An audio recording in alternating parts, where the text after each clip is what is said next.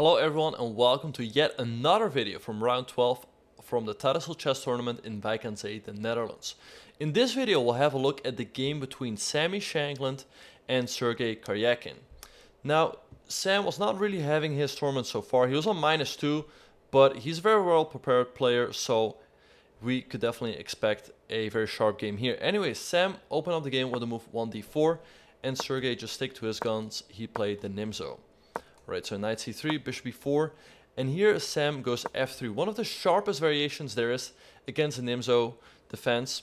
And there's a lot of things black can do. Black can, for example, go castles, and there's a bunch of theory.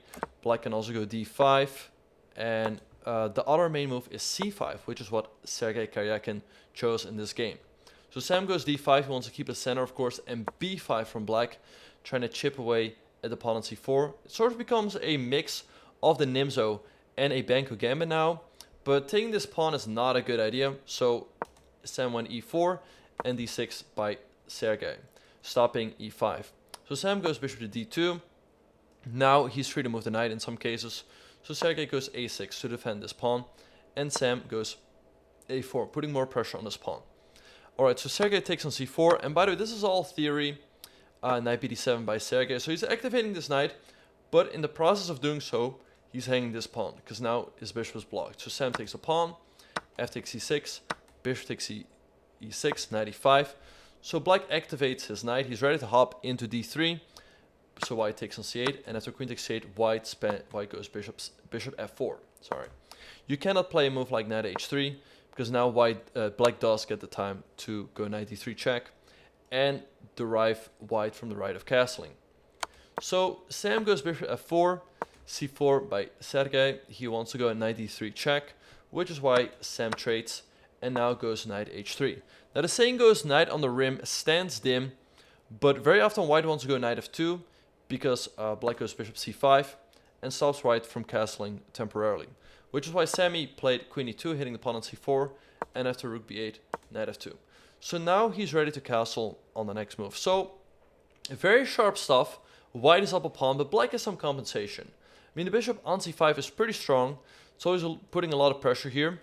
And the main move in this position is the move bishop to d4, after which the position is quite complicated. White is up a pawn, but black has a lot of compensation.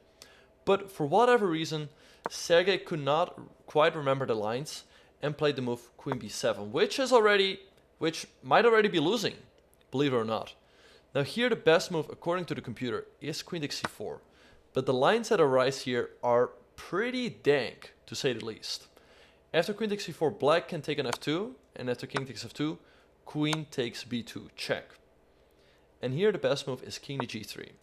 Alright, so you might be wondering, like, okay, no big deal, right? I mean, king on g3 still looks fairly safe, but after knight h5, the best move is king h4. Now, this looks like a bomb cloud on roids. And to play like this, I mean, you honestly must have hit the bomb cloud. Because, I mean, who wants to play with their king on h4 move 21 with all the pieces still on the board? But it all works out for white. I mean, black has the move knight f4 and some weird line like queen c6 check. But, I mean, don't ask me how this is working out, but for some reason it does. White is winning here. But, I mean, very difficult to figure this out over the board and to actually go for it. Right? I mean, Sam went for the more practical decision. He played castles. Now, I've taken f2 now. White's going to take up the rook, everything is protected, and white is up a pawn and practically winning already. So Sergei took on b2, but now Sam took on c4.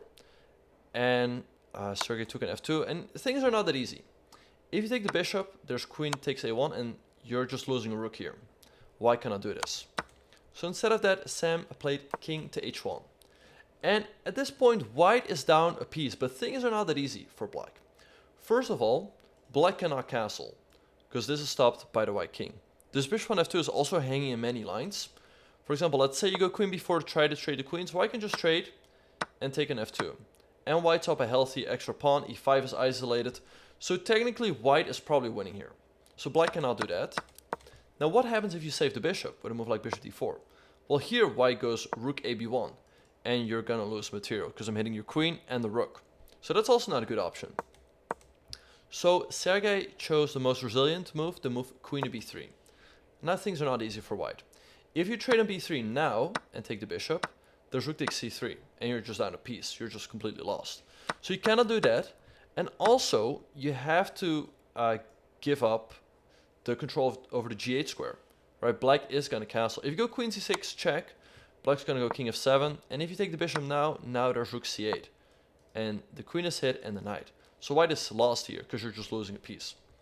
So Sam found a very strong queen to c7. And Sergey is in trouble. I mean, he can castle in this position. But if he castles, there's once again rook ab1. Your queen is under attack, and if you move the queen, you're going to lose the rook. But there's still the move queen f7. Because if you take the rook with the rook, there's queen takes c7, and black's winning. But white has the amazing queen takes b8 check. White is not check. But rook takes b8, rook takes b8 check. So black is forced to block with the knight, and now you take the bishop. And white is winning, because white has the two rooks and an extra pawn. Black has the queen in exchange, but generally, if you're just starting out, rooks are worth 5 points, and a queen is worth 9. So 5 plus 5 equals 10, plus 1 equals 11, so white is up by 2, right, compared to black's 9. So there you guys go, you got an extra math lesson as well.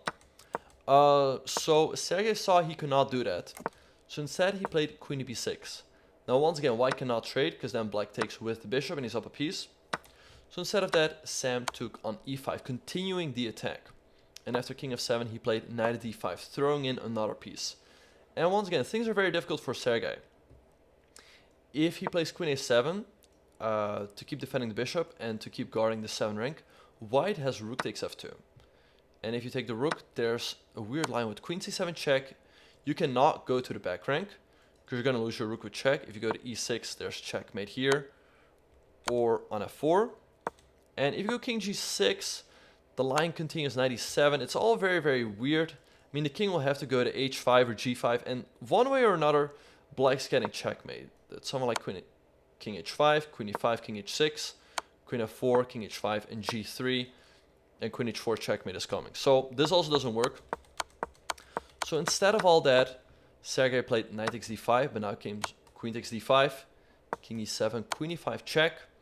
Once again, you cannot step to the back rank, because if you go here, the easiest way to win for white would be to take, and you take the rook.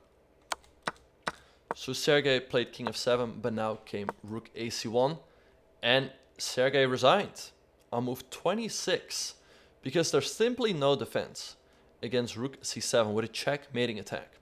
If you go rook c8 to stop that, white's going to trade, and queen f5 with a double attack, picking up the rook, so you cannot do that. If you play someone like rook b7, white can always give a check, and for example now take on f2, because if you're captured there's queen takes b7.